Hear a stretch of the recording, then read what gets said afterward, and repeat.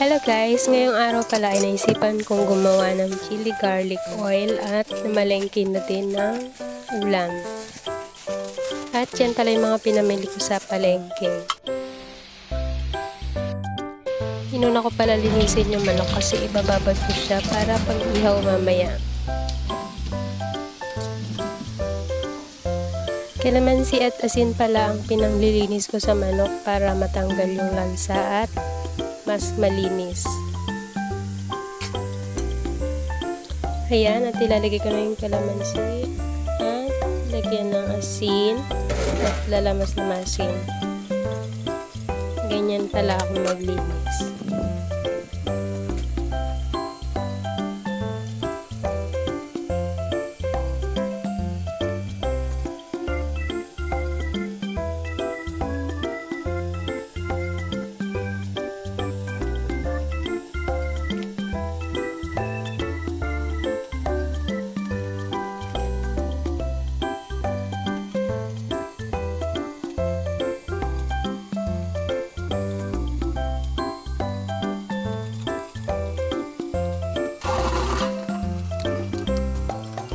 Yan, tapos na at dalawa na natin.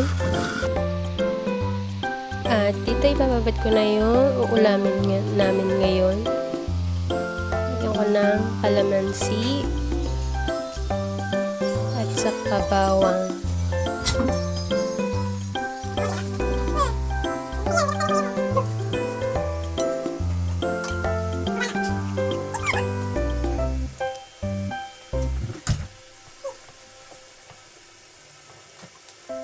Ilagyan ko natin pala yan ng rosemary para mas mabango at pamintang durog at saka chili powder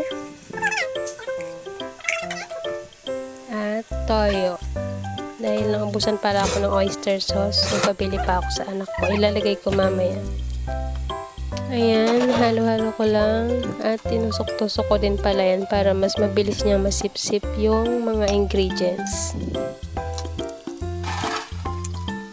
At habang nakababa dyan ay tatakpan ko muna. At yan naman pala yung mga nalinisan ko na. Dito naman ay kinuha ko na yung blender ko para masimulan na ang gagawin kong chili garlic oil habang nakababad yung manok. Diyan ay lalagay ko na ang bawang. Yan pala karaming bawang nilagay ko. At saka yung sili. Tapos susunod ko naman ang oil. Yan lang pala ang oil na meron ako kaya okay na din yan. At i-blender natin.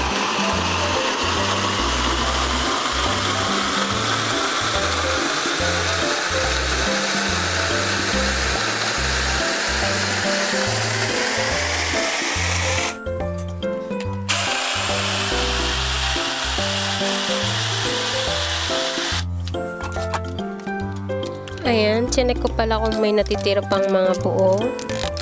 At mukhang okay naman kaya dito mag-uumpisa na akong mag-ihaw ng manok. Sinalang ko na yung aking grilled pan.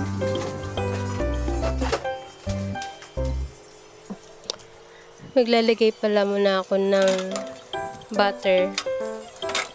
Mainit na yung pan. Papahiran ko lang siya ng butter bago ko ilagay yung manok.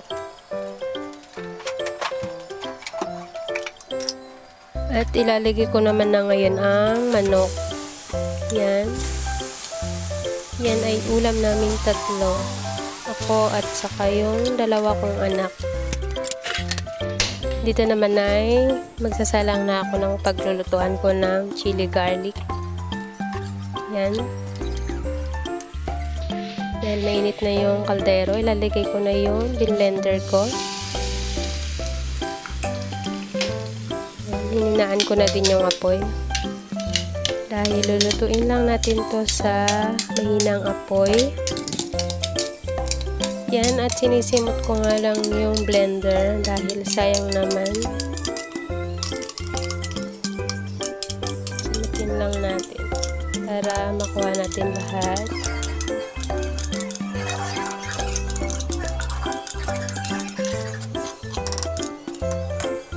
Yan, at hindi pa nga kontento, nilagyan ko pa talaga ng oil yung blender para lang masimot yung natira.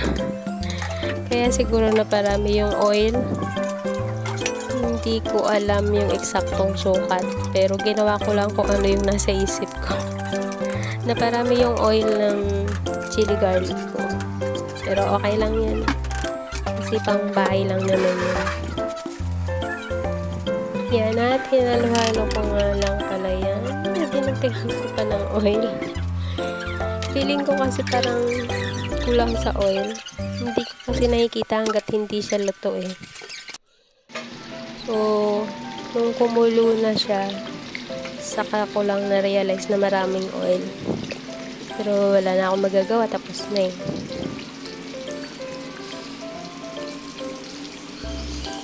Ayan, kailangan lang pala natin itong maya-maya haluin para hindi masunog yung ilalim.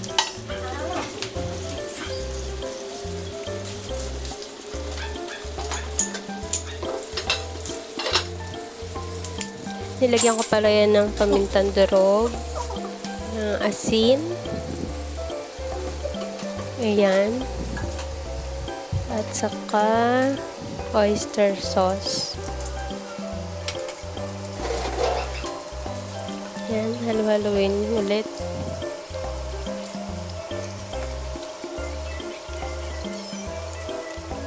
Lalagyan ko pa pala yan ng asukal. Ayan, ilalagay ko yung asukal.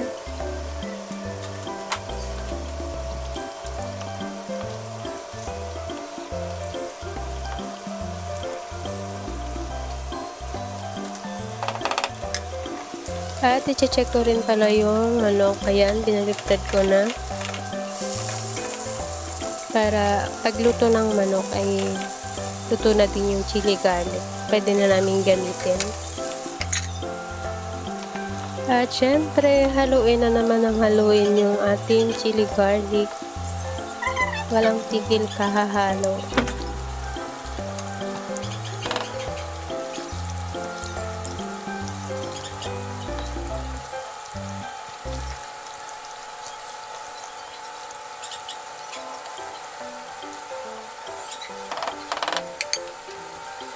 At nilagyan ko pala yan ng suka.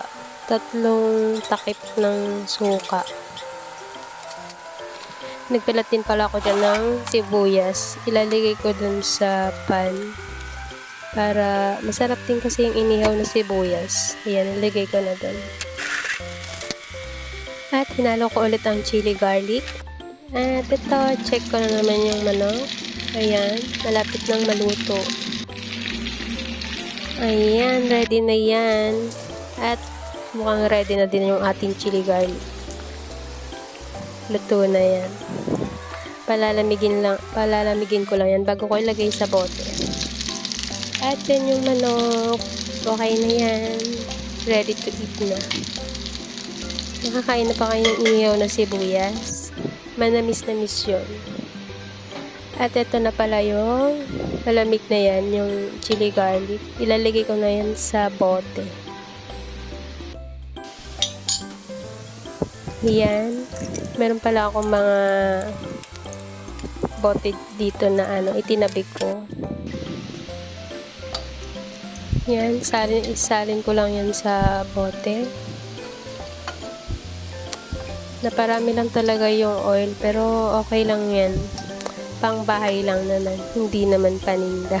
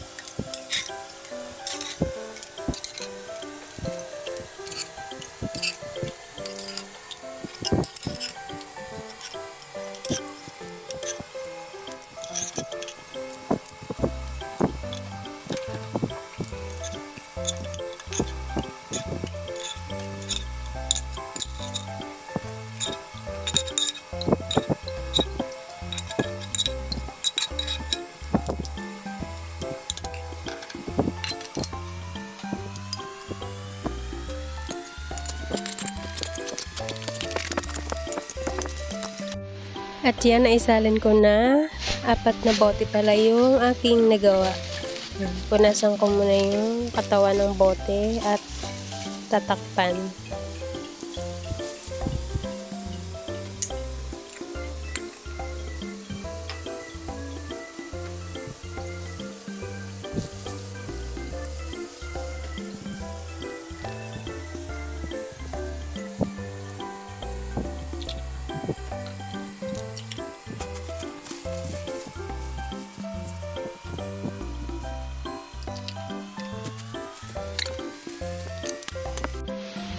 At yan ang finished product.